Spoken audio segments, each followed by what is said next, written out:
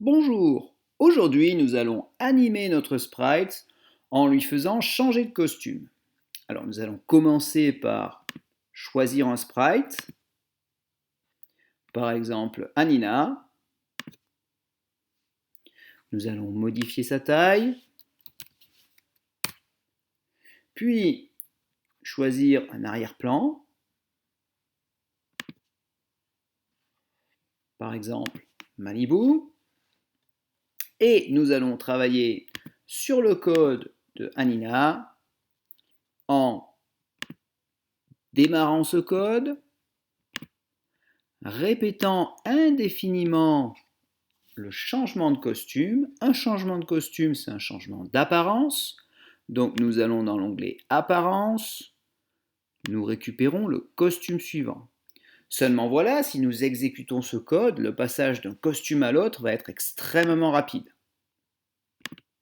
Ça n'est pas ce que nous voulons. Donc il va falloir rajouter une sorte de temporisation. Il y a plusieurs façons de faire. Par exemple, nous pouvons décider de déplacer notre sprite vers sa position actuelle, mais en un temps que nous décidons. Par exemple, je vais dans Mouvement, je vais faire glisser mon sprite durant 0,5 secondes à la position 0, 0, et je vais exécuter mon code. Ok, c'est à peu près ce que je souhaite. Mais ça n'est pas fini. Si je veux qu'Anina danse, il faut fournir une musique. Pour cela, je vais de nouveau recommencer mon code avec le même mode d'exécution au départ, c'est-à-dire le drapeau vert.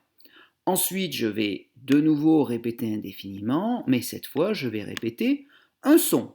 Par exemple, je vais jouer le son Dance, Celebrate, jusqu'au bout.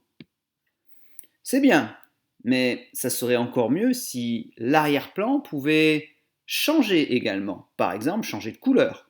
Alors pour cela, il va falloir que je sélectionne mon arrière-plan et je recommence un code, un bloc de code, je répète indéfiniment et cette fois-ci je vais modifier la couleur. Il s'agit donc d'une apparence.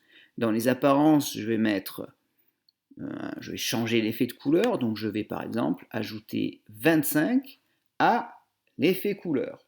Voyons voir ce que fournit le code lorsque je l'exécute, ce qui se passe lorsque je l'exécute.